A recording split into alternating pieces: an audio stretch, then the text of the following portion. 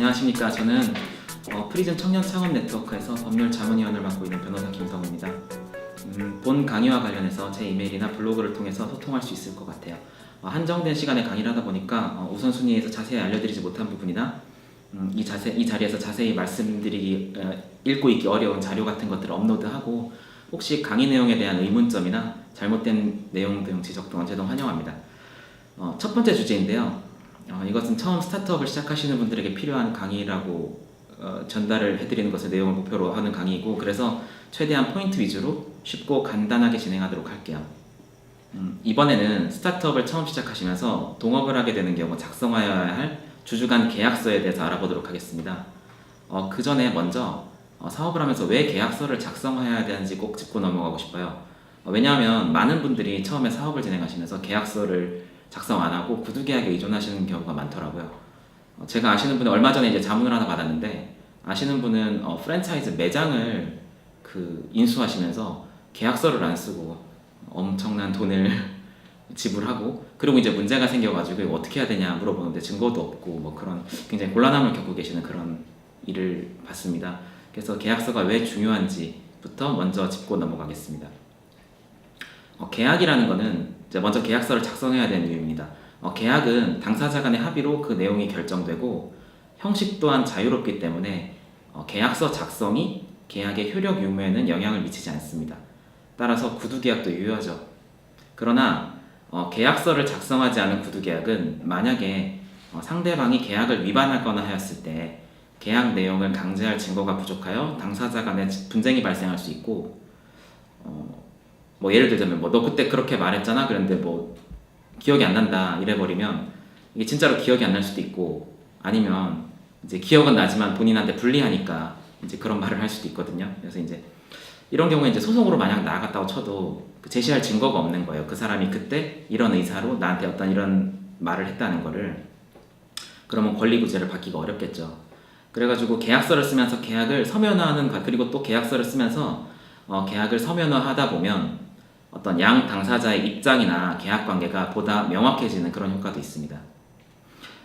요약하면 계약 관계를 보다 명확하게 만들어주고, 그 다음에 분쟁의 발생을 방지하며, 그리고 설령 소송 절차로 나아갔더라도 중요한 증거로 사용될 수 있기 때문에 중요한 계약은 계약서를 꼭 작성하시는 게 좋다고 생각하면 됩니다. 네, 그 계약서 중에서 오늘은 주주간 계약서에 대해서 알아봐야 될 텐데요. 주주간 계약서를 작성해야 되는 이유, 이거는 뭐 일반적인 계약서를 작성해야 되는 이유와도 거의 일맥상통합니다. 처음에 스타트업을 시작하시면서 동업을 하는 경우가 많은 것 같아요. 어떻게 보면 각자 가진 능력이 좀 다르고 또 장점을 이렇게 취합을 해서 좀 더 좋은 결과물을 낼 수 있기 때문이겠죠. 제 친구들 2명도 이번에 이제 스타트업을 하나 개업하는데, 한 명은 이제 여행을 좀 많이 다녔어요. 그래가지고 여행 쪽에서 인맥도 있고 본인 나름대로 아이디어와 어떤 그런 특징이 있는 것 같더라고요. 그리고 또 한 명은 원래 이제 인터넷에서 홍보를 담당하던 친구인데, 그 친구가 이제 홍보를 담당하고 또 이제 그 친구들이 어떤 컨설팅 업체 다니시던 분들 한 분 모시고 셋이서 이제 여행 관련된 스타트업을 하나 하겠다고 하더라고요.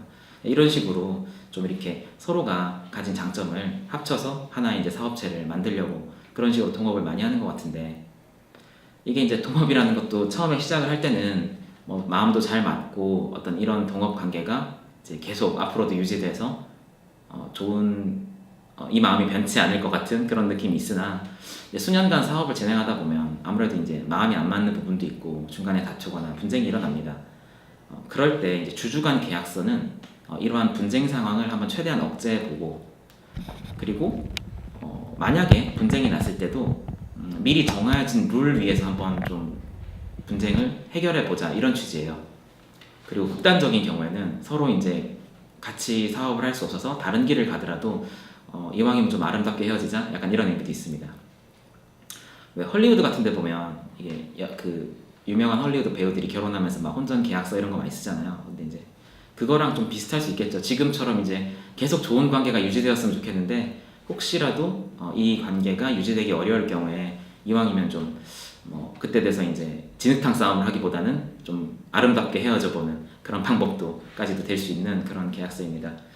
그래서 이제 스타트업에서 주주간 계약서를 작성하시게 되면 이제 고려해야 될 사항에 대해서 말씀을 드릴게요.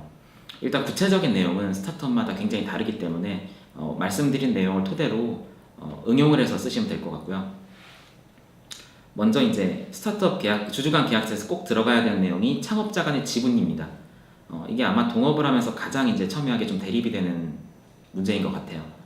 제가 얼마 전에 이제 새로 창업을 한 친구의 사무실에 놀러 가서 친구랑 얘기도 좀 듣고 식사도 하면서 이런저런 얘기를 했는데, 그 친구가 이제 원래 전에도 공동 창업을 했었어요. 그러다가 이번에 또 새로 창업을 했는데 왜 이제 새로 창업을 하게 됐느냐라고 얘기를 했더니, 이제 지난번에는 이제 본인이 형들이랑 같이 창업을 했는데 자기만 나이가 좀 많이 어리고 거기다가 자본을 특별히 투여한 것도 없고 해서 굉장히 적은 지분으로 시작을 했다고 해요. 근데 이제 사업이 어느 정도 안정적으로 가고 잘 되는데 문제는 이제 자기 지분이 너무 작으니까 다른 생각이 드는 거죠. 그리고 이제 본인도 이제 사업도 경험을 해봤고 이제 독립을 해서도 잘할 수 있겠다 이런 판단이 들어서 나와서 이제 창업을 했다고 하는데, 뭐 이렇듯 이렇게 같이 동업을 하는 입장에서는 사실 이제 지분 문제가 굉장히 민감하고 중요한 문제로 보입니다. 그래서 사업을 시작하시기 전에 창업자들끼리 좀 이렇게 깊이 있는 대화를 통해서 뭐 모두가 완벽하게 만족하는 결과는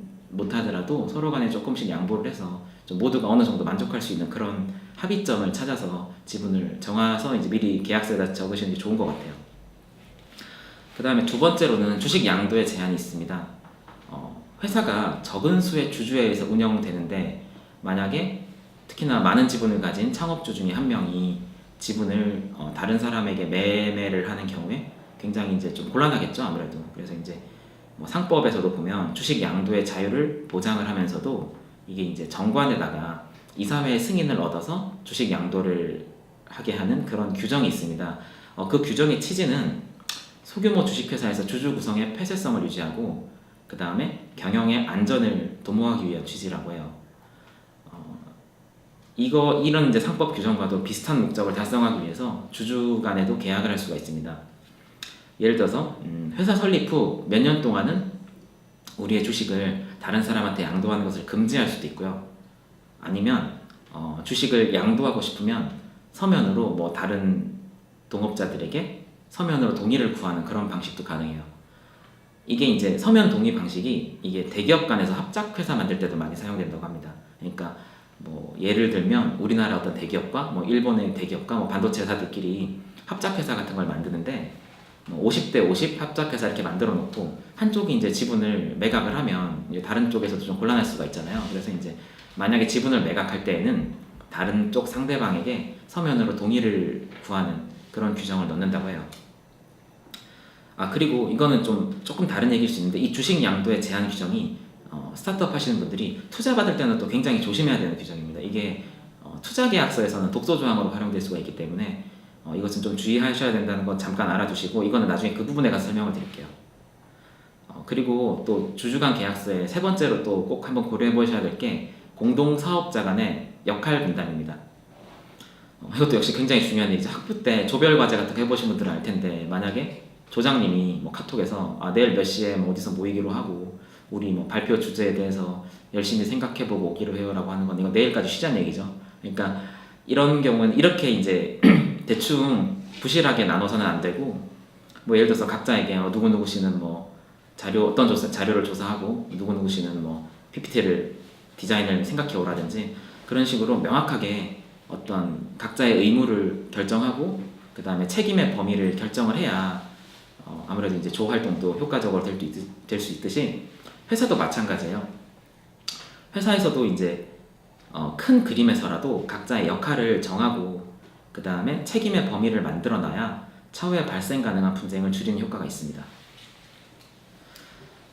네, 그리고 또 네 번째로 고민해봐야 될 사항이 퇴사 시 지분 문제가 있어요. 예를 들어 스타트업을 같이 하시다가 이게 한 명 이상이 퇴사를 해야 될 경우가 있어요. 뭐 갑자기 유학이 가고 싶어졌다든지 아니면 뭐 가정에 사정이 생겼다든지 등등의 어떤 퇴사를 해야 되는 불가피한 사정이 있었을 때 그 퇴사하는 창업자가 지분을 다 들고 있으면 유지한다면 그 이후에 회사의 경영에도 굉장히 곤란함을 겪을 수가 있습니다. 일단은 많은 지분을 가진 사람이 경영에 참여를 안 하고 있기 때문에 경영에도 곤란함을 겪지만 또 외부로부터 투자받을 경우에도 인상이 좋지 않아요. 일하지 않는 사람이 지분을 많이 들고 있는 모습이 되기 때문에.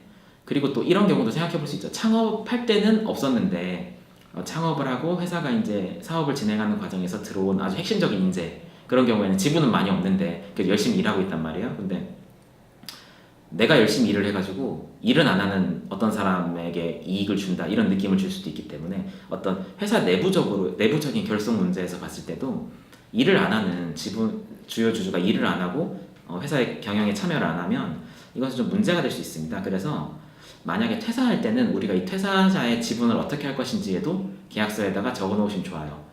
예를 들어서 퇴사하게 된다면 모든 지분을 매각하고 나간다, 뭐 이런 거 계약서에 명시할 수도 있고, 그러면 뭐 매각할 때는 어떻게 가격을 책정할 것인지 뭐 그때 가서 합의를 하자, 아니면 지금 아니면 그때 그 당시에 이제 뭐 예측을 해서 퇴사 시의 가격을 방법을, 매각하는 방법을 뭐 적어 놓으실 수도 있고,